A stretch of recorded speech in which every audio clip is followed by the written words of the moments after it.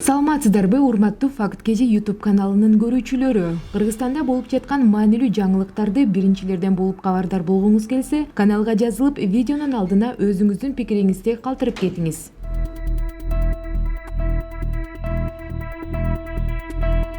Жогорку кеңеш жыйынында Кытай Эл Республикасынын жараны Айеркен Сайматиге байланыштуу маалыматтарды иликтөө үчүн Кыргыз Республикасынын Жогорку кеңешинин убактылуу депутаттык комиссиясы түзүү жөнүндө маселе күн тартибине киргизилип колдоого алынды. Ага ылайык түзүлгөн комиссиянын курамында ар бир фракциядан депутаттар кирген. Тизмеге чуулганды иликтөөдө аты аталган Райымбек Матраимовдун бир тууган агасы Жогорку кеңештин депутаты Искендер Матраимов дагы кирген. Матраимовдун комиссиясынын курамына киргендиги коомчулукта кызуу талкуу жараткан. Буга байланыштуу Жогорку кеңештин депутаты Марлен Маматалиевге кайрылдык. Депутат кытайлык ишкер Айеркен Сайматинин өлүмүн иликтөө боюнча депутаттык комиссиянын курамына Искендер Матраимовдун болушу коомчулукта ишенбестик жаратарын айтты. Биз комиссияны түзүп жатканда ар бир фракциядан депутаттар сунушталат. Ар бир фракция өзүн чечим кабыл алат. Кимдик комиссиясынын курамына киргизишти. Матраимов кирбей койсо жакшы болмок. Анткени кызыкчылыктардын кагылышы болуп калат да. Ошондуктан алар жок болгондо туура болмок. Бир бол фракциясынан Сулайманов кириптир, КСДПдан Матраимов кирген. Экөө тең кириш керек же кирбеши керек болчу,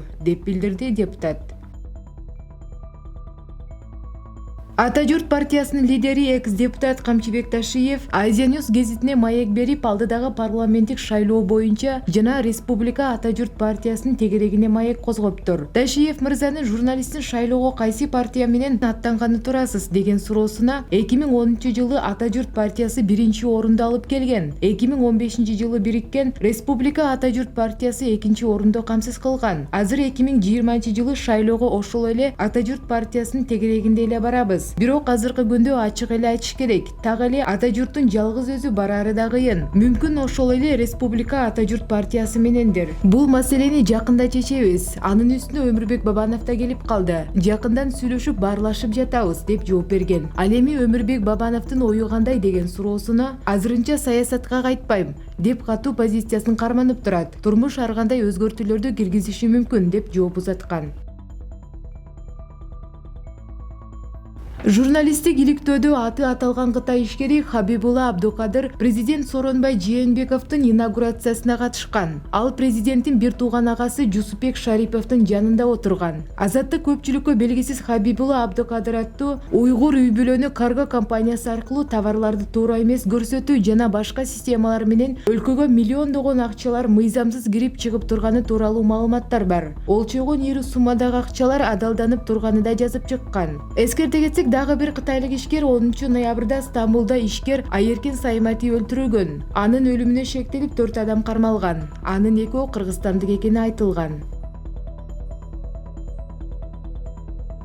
Массалык маалымат каражаттар өкүлдөрүнүн Азаттык жана Клоп медиа ресурстарынын журналисттик иликтөөсүнүн айланасында комментарий сурап кайрылгандыгына байланыштуу Кыргыз Республикасынын президентинин басма сөз катчысы, Кыргыз Республикасынын президентинин аппаратынын маалымат саясат бөлүмүнүн башчысы Толгонес Тамалиева төмөнкүлөрдү билдирет. Кыргыз Республикасынын президенти Сооронбай Жээнбековдун 2019-жылдын 2-ноябрындагы массалык маалымат каражаттарынын өкүлдөрү менен болгон жолугушуусунда Азаттык радиосунун Бишкектеги бюросунун жетекчиси Айзада Касмалиева Жээнбековдун Хабибулла Абдукадыр менен болгон тааныштыгы тууралуу суроо берип жооп алган. Кийин биз кененирээк комментарий берип, анда белгилегендей, Сооронбай Жээнбеков Ош облусунун губернатору болуп иштеп турган 2012-жылы Ош шаарында инвесторлорду тартуу максатында кичи жана орто бизнести өнүктүрүү деген инвестициялык форум болгон. Ага 300дөн ашык адам катышкан. Эл аралык уюмдардын өкүлдөрүнөн тышкары Россия, Кытай, Иран, Тажикстан, Өзбекстан, Казакстан, Түштүк Кореядан расмий өкүлдөр жана ири ишкерлер келишкен. Ош областы экономикалык гуманитардык кызматташуусун тереңдетүү максатында жакынкы өлкөлөрдүн облустары менен байланыштарды чыңдаган. Алардын катарында Кер, Кызыл Суу Кыргыз автономдук областы менен достук мамиле түзгөн. Жогоруда аталган 2012-жылы өткөн инвестициялык форумга Кызыл Суу Кыргыз автономдук облусунун губернатору Фархат Турду менен чогуу Абдукадырдын иниси келген. Ошондо таанышкан. Форумдан кийин Жээнбеков ал экөө менен чогуу ошол кездеги өлкөнүн президенти Атамбаевдин президенттин кабыл алуусунда болушкан. Кийин 2017-жылы иниси аркылуу Атамбаев жана Жээнбековдун Абдыкадыр менен жалпы таанышуусу болгон. Андан кийин алардын Атамбаев менен мамилеси кандай өнүктү? Бул тууралуу Жээнбековго белгилүү эмес. Журналисттик иликтөөдө бул иштердин активдүүлүгү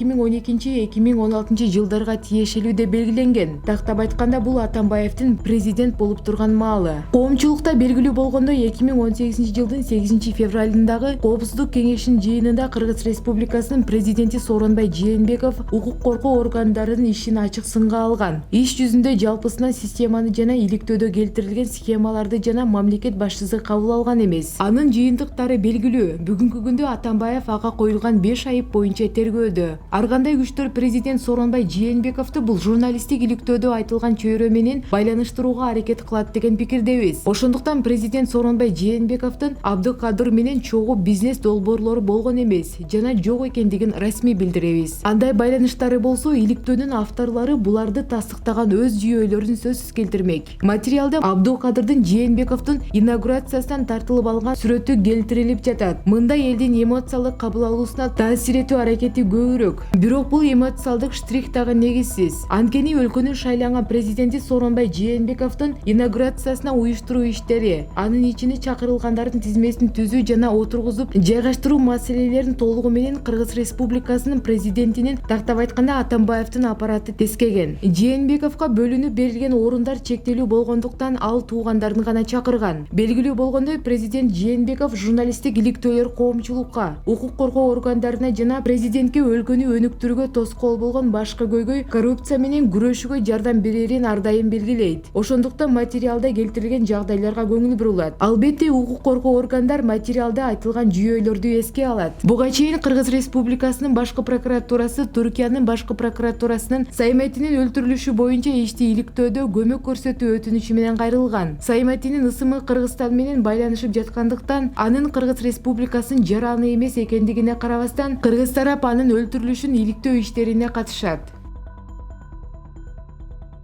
Жогорку кеңештин депутаты Ирина Карамушкина бажы кызматынын төрагасынын мурдагы орун басары Раимбек Матраимов үй бүлөсү менен Кыргызстандан чыгып кеткенин жазып чыкты. Раим Матраимов 4 күн мурун үй бүлөсү менен Кыргызстандан чыгып кетти. Аны калкалаган адам чыгып кетерин күтүп жатабыз, деп билдирди Карамушкина.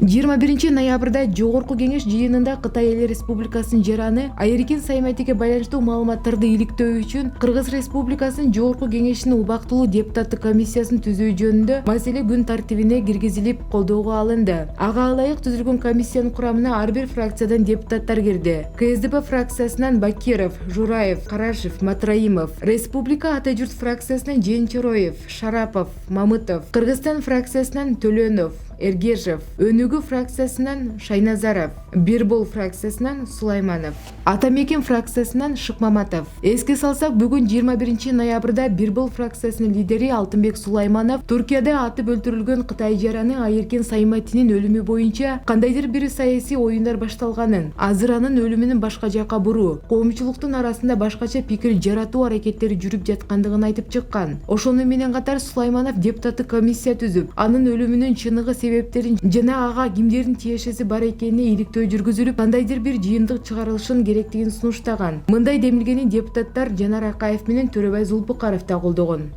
Дагы башка кызыктуу жаңылыктарды биздин сайттан окусаңыздар болот.